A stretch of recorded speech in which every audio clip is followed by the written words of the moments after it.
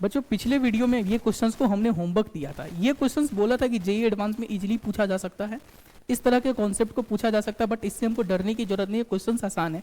बच्चा क्वेश्चंस बोल रहा है कि अल्फा का वैल्यू 0 से π/3 है, देन अल्फा सेक अल्फा क्या होगा। लग रहा होगा देख के आसान है, बट बच्चा इस क्वेश्चन को बनाने के लिए हम यहाँ पे स्लोप यूज करेंगे। अब ये कॉन्सेप्ट कैसे लगेगा कि ट्रिग्नोमेट्री में स्लोप का कैसे यूज आ रहा है, तो आइए हम इस क्वेश्चन को देखते हैं बच्चा। सबसे पहले हम कॉस अल्फा का ग्राफ 0 से π/2 में बना लेते हैं बच्चा। 0 से π/2 में ग्राफ बना लेते हैं, सही है, 0 से π/2 में ग्राफ बना लेते हैं। इतना कर लिए, कॉस अल्फा ग्राफ 0 से π/2 में बना लिए बच्चा। उसके बाद बच्चा क्या हम एक चीज बोल सकते हैं कि अल्फा मेरा 0 से π/3 है, तो π/3 मान लीजिए यहाँ पे है और अल्फा को हमने यहाँ पे ले लिया बच्चा, यहाँ पे ले लिया, सही है। उसके बाद हम क्या करते बच्चा कि इस ओरिजिन से इस पॉइंट को भी मिलाते बच्चा और इस ओरिजिन से इस पॉइंट को भी मिलाते हैं। तो हमने क्या किया, ओरिजिन से हमने इस पॉइंट को भी मिलाया और ओरिजिन से हम इस पॉइंट को भी मिलाए। अब हम इस दोनों पॉइंट को कंसीडर कर लेते हैं बच्चा, इस दोनों पॉइंट को कंसीडर कर लेते हैं।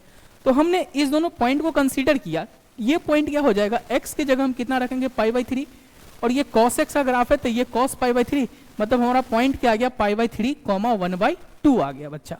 इसी तरह से हम अगला पॉइंट को भी कंसीडर कर लेते हैं बच्चा, x की जगह हम अल्फा रखे तो पॉइंट क्या आ जाएगा cos अल्फा, सही है, आ गया cos अल्फा।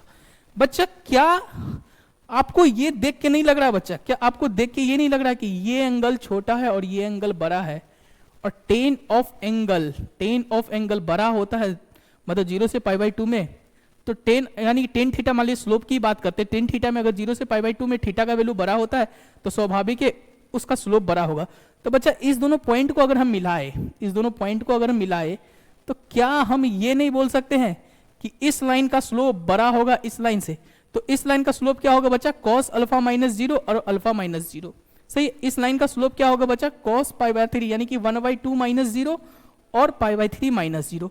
तो क्या हम यहां से इसका नाम कर देते, मान लो इसका नाम दे दिए P और इसका नाम दे दिए Q, तो हम बोल सकते हैं कि स्लोप ऑफ OP बड़ा होगा बच्चा, स्लोप ऑफ OP बड़ा होगा किसके, स्लोप ऑफ OQ, सही है, बड़ा होगा स्लोप ऑफ OP के, सही है।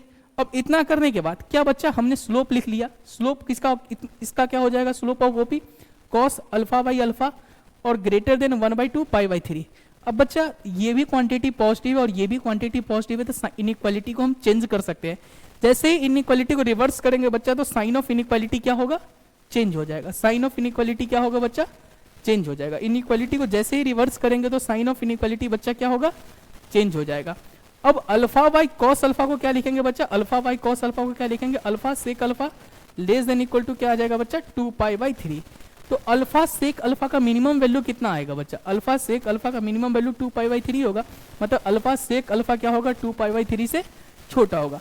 बच्चा अगर ये क्वेश्चन समझ में आ गया तो जेईई एडवांस के लिए अच्छा है, सही है। हम एक क्वेश्चन आपको होमवर्क दे रहे हैं बच्चा, एक क्वेश्चन होमवर्क दे रहे हैं जो कि जेईई एडवांस में इजीली पूछा जा सकता है बच्चा। ये क्वेश्चन जेईई एडवांस 2016 का है, जिसको हम करेंगे नेक्स्ट वीडियो में विथ इन 30 सेकेंड बच्चा। बट इसको आप ट्राई कीजिएगा, प्रोसेस से बनाइएगा, बहुत लेंदी लगेगा, बट अगर आप ऐसे क्वेश्चंस को बार बार बनाते ना तो आपकी आदत बन जाती है, जिससे इस क्वेश्चन को आप देख के भी बना सकते हैं। बताएंगे कैसे नेक्स्ट वीडियो में, सही है।